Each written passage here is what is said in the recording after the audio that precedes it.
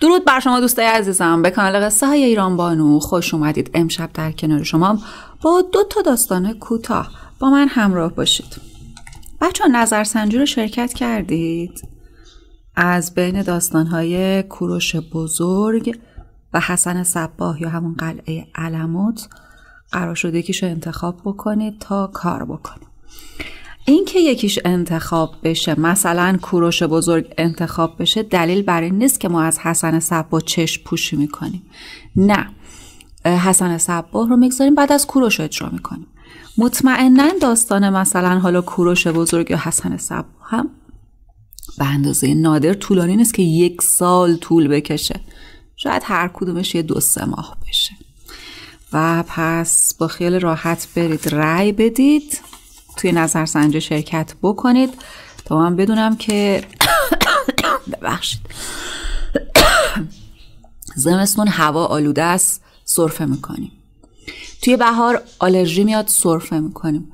توی تابستون هوا خیلی گرمه، کولر میخوره، سرفه میکنیم. توی پاییز باد میاد، سرفه میکنیم. خلاصه ممنونم که سرفه های من رو تحمل میکنید. خب بگذاریم بریم. یکی بود یکی نبود. یه مرد خیلی ثروتمندی بود که در خونش به روی آشنا و غریبه همیشه یه خدا باز بود. هر که از هر جا میرسید میتونست روی خونه این مرد حساب بکنه. لازم نبود بره اینور و اونور بخوابه. یه راست میومد در خونه مرد ثروتمند. چند روزی مهمونش میشد، با طیب خاطر میخورد و میخوابید، خوبم ازش پذیرایی میکردند. بعد بلند میشد میرفت سر زندگیش. اسم این مرد ثروتمند حاجی قهرمان بود. یه شب حاجی قهرمان توی خونش نشسته بود، با زن و بچهش داشتن گل میگفتند و گل میشنفتند که صدای دقلباب اومد. پسر حاجی قهرمان بلند شد، رفت در خونه رو وا کرد. پشت در یه شکارچی بود که گفت برای شکار اومدم این طرفا، حالا هم دیر وقت شده، نمیتونم به خونه خودم برگردم. شنیدم بابای شما آدم مهمون نوازیه، همیشه خدا سفرش بازه، در خونش هم به روی کسایی که توی راه موندن بازه. اگه اجازه بدید امشب رو توی خونه شما مهمون باشم، فردا برم دنبال کارم. پسر حاجی قهرمان که باباش رو خیلی خوب میشناخت و میدونست چه رسم و رسومی داره، یه بفرمایی زد و یالایی گفت و مهمون اومد داخل خونه.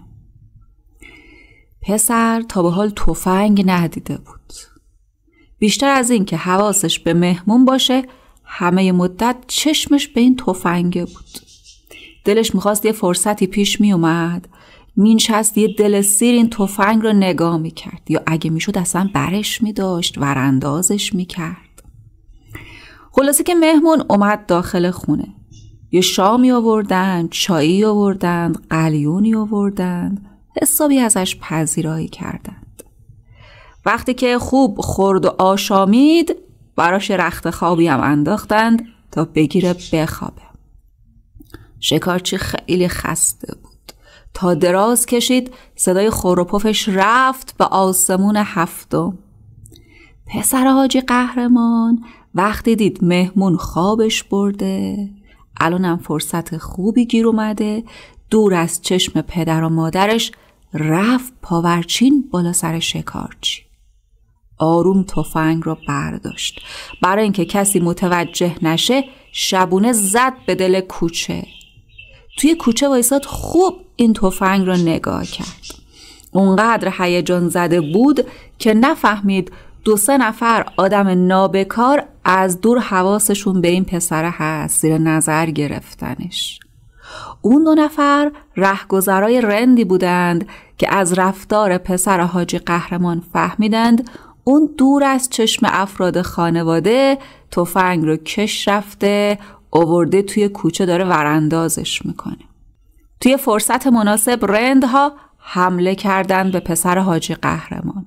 یکی دستشو گرفت، یکی پاشو گرفت، یکی چشمشو گرفت. خلاصه هر طوری که بود چند تا مشت و لگد بهش زدند تفنگ رو از چنگش در آوردند و ده برو که رفتی.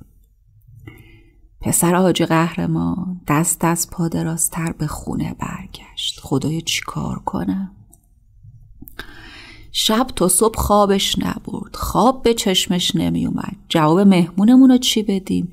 جواب بابامو چی بدم؟ خدای عجب غلطی کردم. ولی خب دیگه کاری بود شده بود.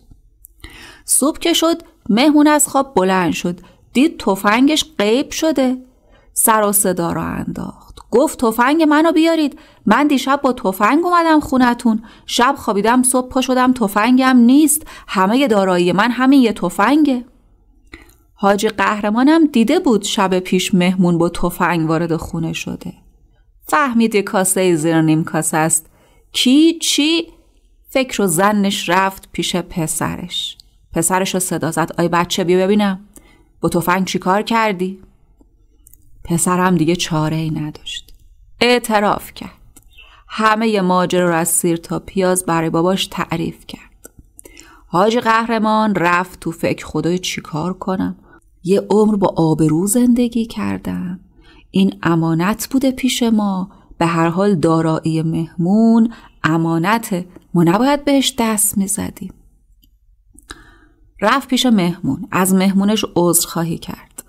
راستش کاری که نباید بشه شده، منم آبرو دارم، نمیخوام مردم بفهمند که پسرم همچین کاری کرده.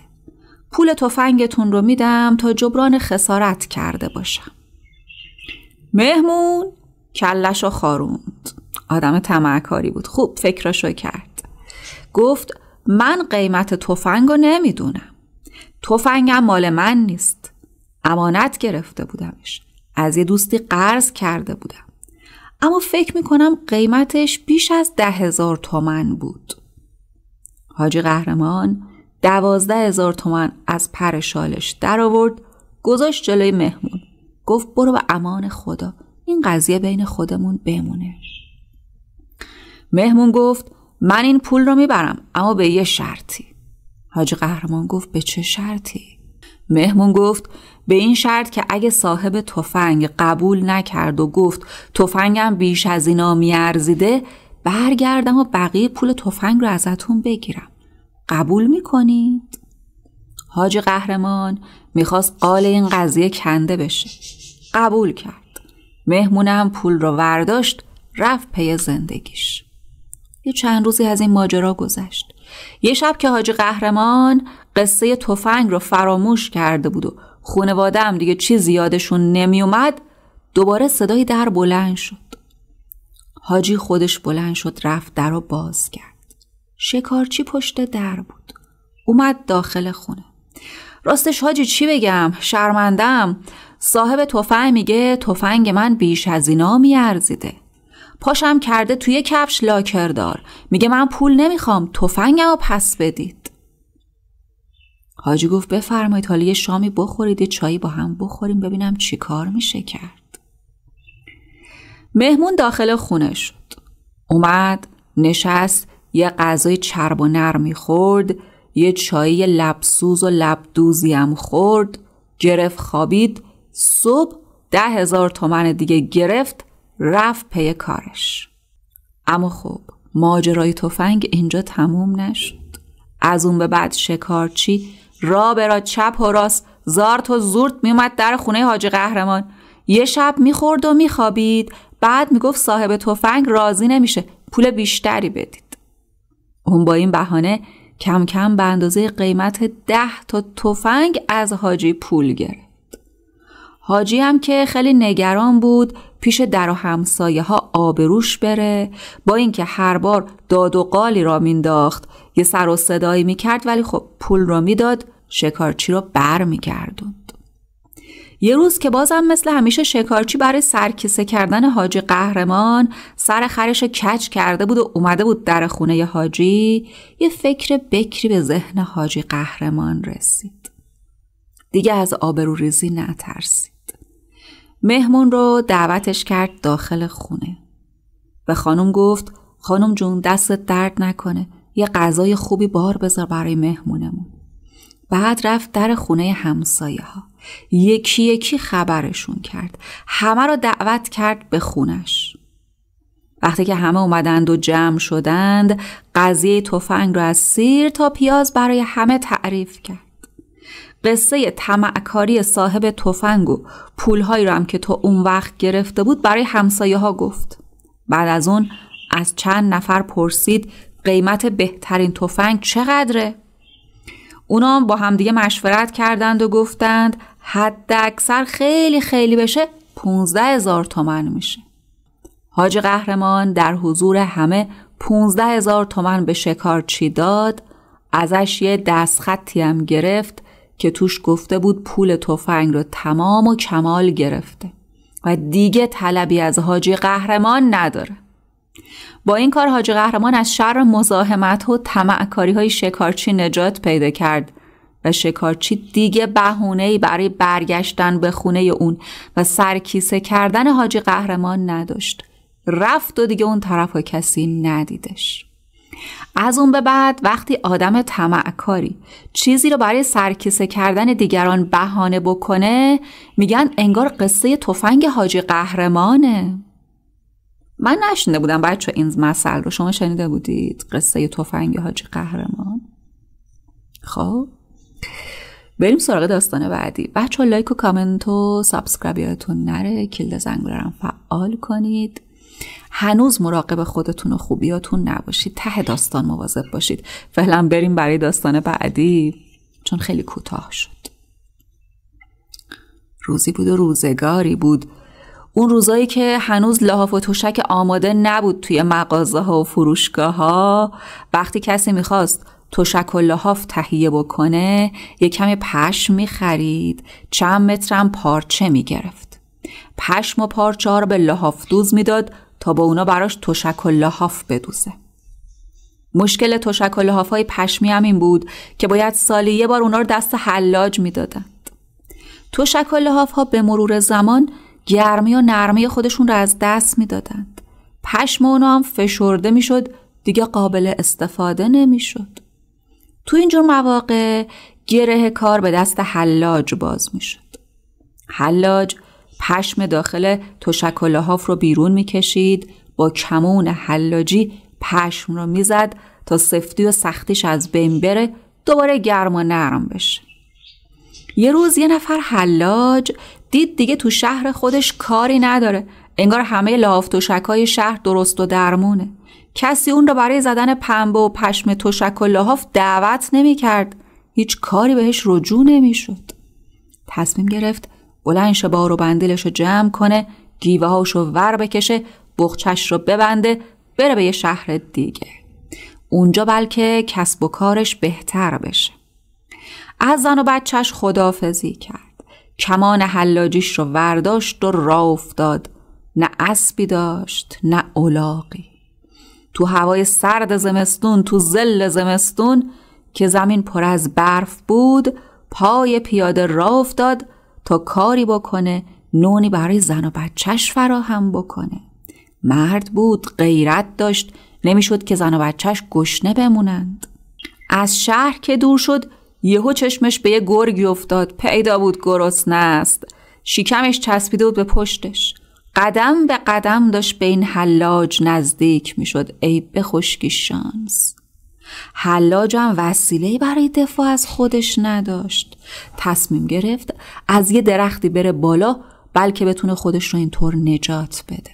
بره اون بالا بشینه، بالاخره گرگه میاد یه دوری میزنه. وقتی میره نمیتونه از درخت بره بالا، حلاج هم از درخت پایین نمیاد، خسته میشه، میره پی کارش. یه کمی دور و برش رو نگاه کرد.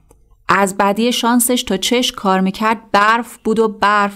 اون دور و برم حتی یه درخت خشک نبود. ای بدبختی، چی کار کنم؟ حلاج فهمید که دیگه به آخر خط رسیده. با خودش گفت کاش چوب دستی یه چماقی با خودم داشتم، این گرگو میزدم از خودم دور میکردم. این حرف رو که زد به فکر کمان حلاجیش افتاد. اول تصمیم گرفت که با کمانش به گرگ حمله کنه. کمانش رو این دست و اون دست کرد.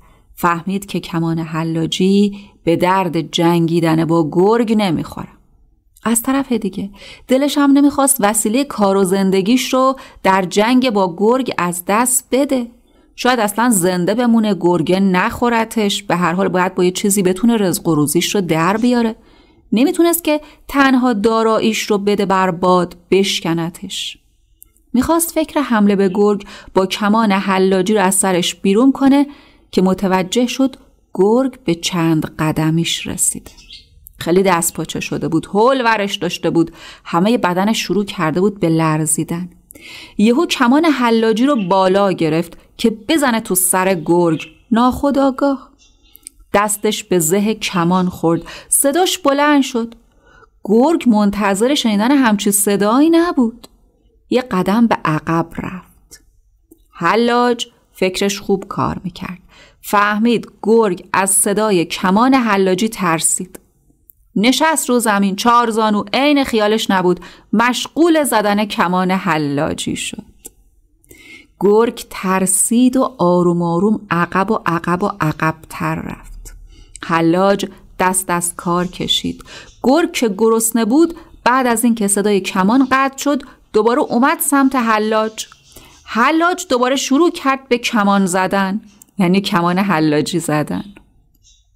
خلاصه که این جنگ و گریز چند ساعت ادامه داشت تا حلاج خسته می شد و دست از زدن کمان می کشید، گرگه بهش نزدیک می شد. از اون طرف تا حلاج دست به کمان می برد و بنگ بنگ صدای کمان بلند می شد، گرگه فرار می کرد. حلاج هیچ چاره‌ای جز ادامه کار ضربه زدن به کمانش را نداشت. این کار اونقدر ادامه پیدا کرد که گرگ بالاخره خسته شد، راهش رو کشید و رفت. حلاج خسته شده بود، از نفس افتاده بود، باورش نمیشد بتونه با صدای کمان حلاجی گرگ را بترسونه. از اینکه جون سالم در برده بود خدا رو شکر کرد، برگشت به خونش. زنش که منتظر بود شوهرش با دست پر به خونه بیاد رو کرد به شوهرش. خسته نباشی عزیزم، چه خبر از کاروبار، شیری یا روباه؟ برای کسی حلاجی کردی یا نه؟ حلاج گفت چی بگم زن، چی بگم، بله حلاجی کردم، خیلی ساعتها نشستم و حلاجی کردم، اما خب اجرتی نگرفتم، دست خالی برگشتم. زنش گفت چرا؟ برای کی کار کردی که بهت پول نداد؟ حلاج گفت حلاج گرگ بودم، برای گرگ حلاجی میکردم، نه تشکی داشت و نه لحافی. بعدم همه ماجرا رو برای زنش تعریف کرد. از اون به بعد به کسی که کار و تلاش زیادی کرده باشه اما سودی هم به دست نیاورده باشه میگن حلاج گرگ بوده. ببخشید یه چیزی به ذهنم رسید، بذارید بگمش. احساس میکنم توی این کانالی که دارم کار میکنم، ببخشید قصد احصای ادب و جسارت ندارم، ولی منم الان دارم کار میکنم دیگه، خیلی وقت دارم کار میکنم بدون اجر و مزدی. احساس میکنم حلاجی برای گرگ دارم میکنم. گرگ منظورم یوتیوب، چون تبلیغم میذاره روی ویدیوهام ولی بابت اون تبلیغات فعلا پولی دریافت نمیکنم. همه درآمد اون تبلیغات رو خود یوتیوب، شرکت یوتیوب برمیداره. براتون آرزوی سعادت روزافزون دارم. امیدوارم هرگز به روزی نیفتید که بخواید حلاجی گرگ رو بکنید. شاد باشید و همواره خرسند و پیروز. براتون آرزوی سعادت دارم. یا